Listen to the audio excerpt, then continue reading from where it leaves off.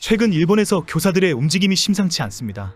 온라인 그루밍이라는 새로운 방법을 개발해서 학생들에게 성접촉을 은밀하게 시도하면서 변호사 단체를 통해서 법률적인 항의운동을 제기하고 있습니다. 지난해 4월부터 시행되고 있는 교원에 대한 성폭력 방지법이 너무 지나치다는 것입니다. 그동안은 최악의 성범죄를 저질러도 최대 3년이라는 자숙기간을 거치면 다시 임용이 되었는데 이제는 너무 강력한 법으로 음란교사는 재임용이 불가능할 정도로 강력해졌기 때문입니다. 1년 동안의 시행기간을 거치면서 최근 교사들이 대대적으로 반격에 나섰습니다. 일본의 각 지역 교육위원회는 7월과 8월을 복무사고 방지 특별기간으로 정하고 있습니다. 9월 방학이 시작하기 전이고 날씨가 더워져서 여학생들의 노출이 심해지는 기간입니다. 그래서 이 기간 동안 여학생들의 노출을 터치하거나 촬영하는 등의 성폭력이 교사들에게서 주로 활발하게 이루어지기 때문입니다. 지역교육위원회는 어른들에게 상담을 해라라는 학생용 포스터를 학교 내에 부착을 합니다. 그리고 교무실 안에는 오해받지 않도록 조심하라는 경고의 교직원용 포스터가 부착됩니다. 이외에도 지역 내 성폭력 상담 전문가들이 학교를 방문해서 어른은 위험하다, 선생이라도 무조건 의심해라라는 교육과 대응훈련을 수시로 실시합니다.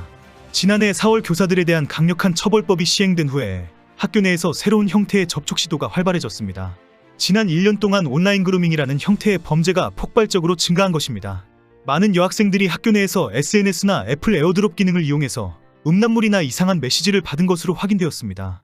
이들은 대부분 학교에 등교를 하는 순간 에로틱한 것을 좋아하는 것은 아름다운 취향이다, 돈이 필요하다면 마음 편히 의논해라, 뭐든지 상담해 줄 수 있다는 익명의 메시지가 쏟아진다는 것입니다. 이외에도 참 예쁘구나, 다른 사진도 보고 싶다, 좋은 하루 되어라라는 따뜻하게 포장된 메시지도 왔다고 합니다. 처벌법으로 직접적인 터치나 촬영이 어려워지면서 개인적으로 은밀하게 만나는 방법을 교사들이 찾은 것입니다. 그래서 교사들이 이런 메시지를 무작위로 수십 명에게 보내어서 대답이 오는 여학생과 개인적인 메시지를 주고 받는 방법으로 변화했다는 것입니다. 이렇게 해서 개인적으로 은밀하게 만나서 성범죄를 저지르는 사건이 증가하면서 일본 정부와 언론은 대대적으로 온라인 그루밍에 대한 경고를 하고 있습니다. 지난 27일 일본의 아동가족청은 전문가들로 구성된 전문가 회의를 개최했습니다.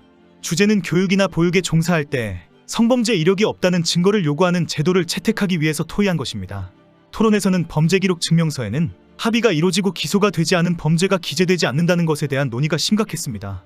범죄기록에는 없지만 합의한 범죄라도 파악할 수 있어야 한다는 주장입니다.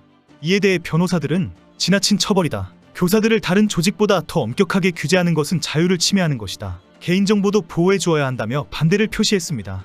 아동 전문가들과 학부모 대표들은 더 강력하게 음란 교원을 가려내야 한다고 의견을 내었지만 변호사들은 교사들도 보호받아야 한다, 교사들을 범죄자로 여기면 안 된다고 반박했습니다.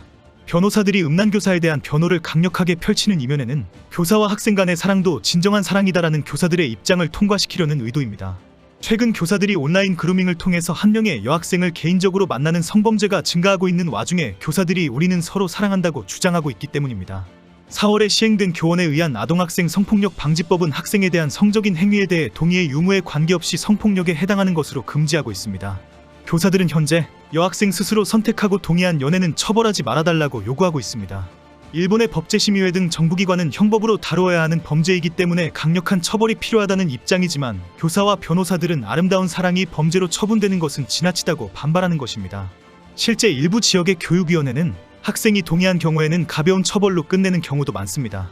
교사들과 변호사들은 과거 대법원 판결에서도 진지한 사랑은 처벌하지 않는다는 판결이 있다라고 주장합니다.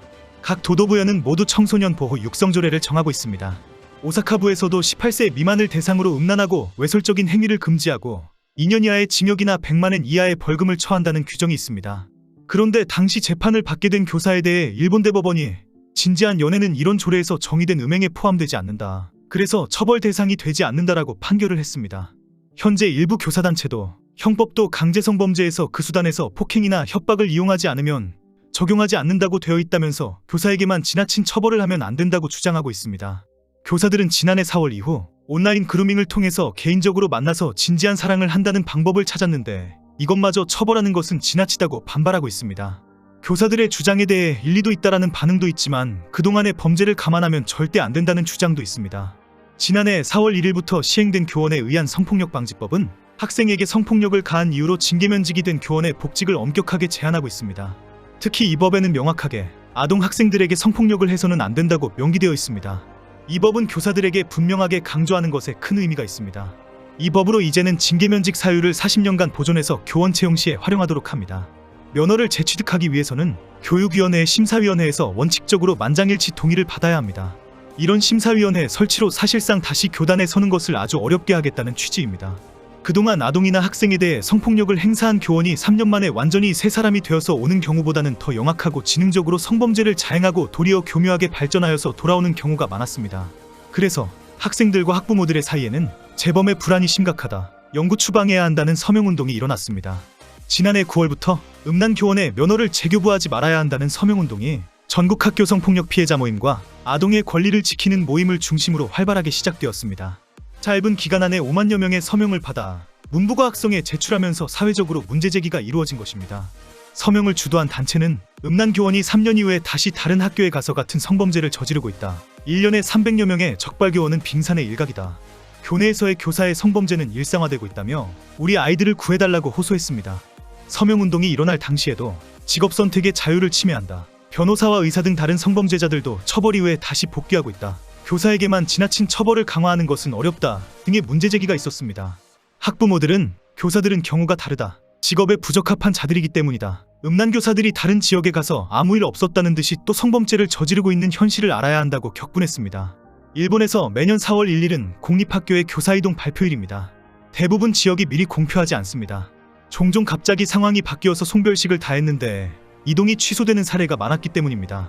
그리고 미리 공표를 하면 학부모들이 저 선생의 부임은 절대 반대라는 시위가 있을 수도 있습니다.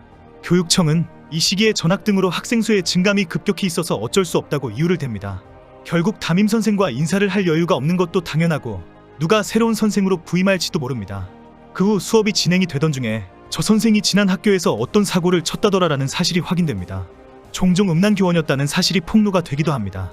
요미우리의 조사에 의하면 지난 5년간 외설이나 성희롱 징계 처분을 받은 교사들은 1030명에 이른다고 합니다. 이 숫자는 징계를 받은 경우일 뿐이고 실제 음란교사로 신고가 들어간 건수는 수십 배나 더 많은 것으로 보고 있습니다. 실제 피해를 입은 아동이나 학생들의 입막음을 한 경우도 많고 학교와 교육위원회에서 처분을 거부한 사례가 더 많기 때문입니다.